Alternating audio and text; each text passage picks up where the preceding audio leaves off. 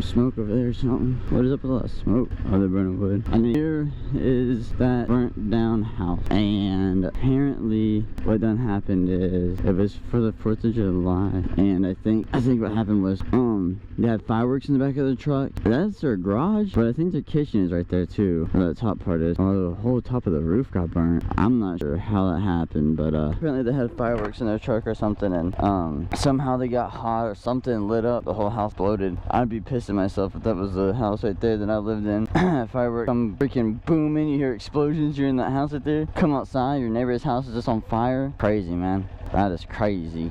People just do not think about things very well. And we live in the middle of the city.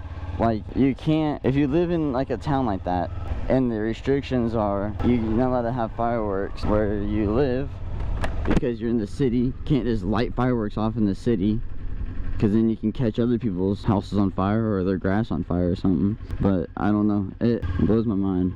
I don't get it. A super light clutch on these Ninjas though. They're fun. But I'll tell you guys a little bit about me.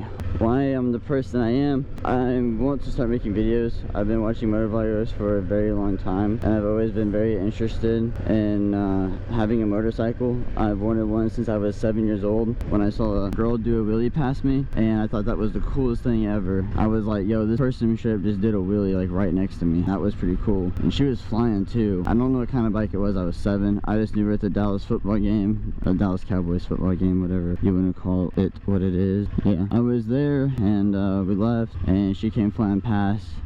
And then I guess not too long after that, I found this genre on YouTube called motovloggers. Pretty much, yeah, I ran up on a dude, and I think it was either 6 or 4 Honda, or it was Snowcat, and it was one of them two. I found one shortly after the other one, so I was like, this is sick, and I wanted to get a motorcycle. When I was 16, I got my first car. It was a 2018 Kia Forte, fresh off the lot, brand new car. Had the plastic on it and everything. So I was like just trying to take really good care of that car, but me being a 16-year-old idiot, I kind of just hauled ass in it everywhere I went. That was bad. So I guess I started treating the car kind of bad. Shortly after a while, I got rid of that car, and I got a BMW after I put 49,000 miles on that car. I don't know, this is a whole nother story. I'll talk about my ex in another video. I'm just giving you guys a rundown of exactly where I came from and how my YouTube channel is starting and why I wanted to do it so bad. So I got a BMW. It was an 09. Me and my uncle were working on it. Pretty much I sold the truck that my dad gave me before,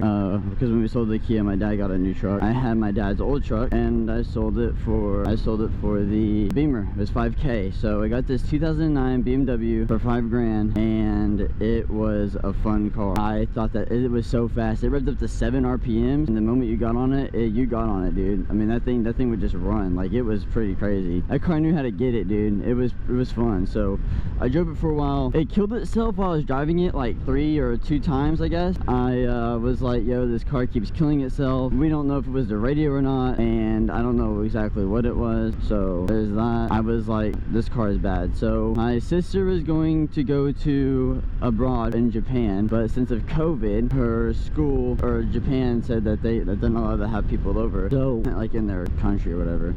So my sister is going back to Denton in Dallas to do college. I told my dad I wanted a motorcycle because my sister gave me her car because the Beamer literally was just trash, so I lost money on that also.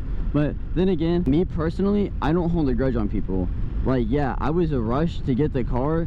Yeah, my uncle and me could not figure out what was wrong with it. I did a lot of work to it, but at the end of the day, it's just money, and nothing but good came out of it anyway. So it's like, yeah, like, it sucks I lost a BMW. Like, I lost 5 grand that I could have had to, you know, buy something like this, but at the time I wasn't even allowed to have a motorcycle at the house because my dad did not want me to have one at all. So I guess when I had the Subaru, I moved to Austin with my brother for 4 months just doing Uber Eats, and I did my MSF course down there. So I did that, and then well, hang on, let's backtrack a little bit.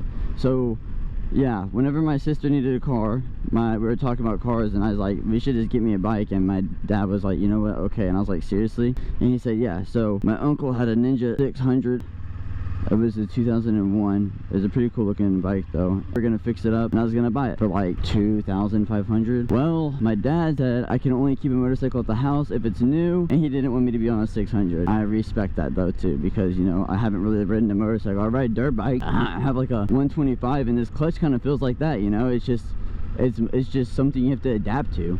Pretty much what happened is, after I did all that, oh yeah, where was I? I was talking about, he said I could get a bike, so I went to Austin, stayed there for 5 months, did my DoorDash or Uber, whatever, made a good bit of money, did my MSF course.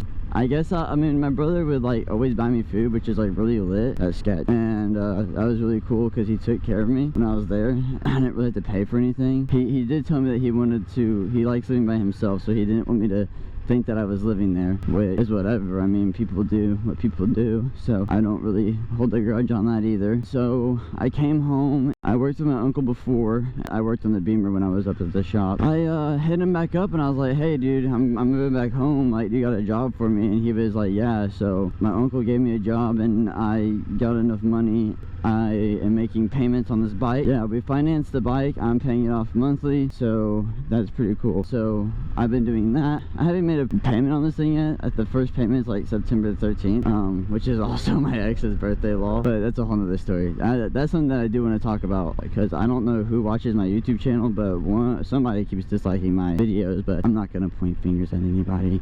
It is what it is, you know. But yeah, so also that road is cool. I've never been on this road before. I don't even know where I'm going. So this is what I was gonna save up for. During those time periods of all that happening, I was in a very bad place and I was not doing good at all. I was very depressed. Well, I'm out of that stage. I'm a lot better now. I'm a new person, so I'm just gonna start making YouTube videos. I wanted to for a very long time, so that's what I'm gonna do. I will talk to y'all later. Peace.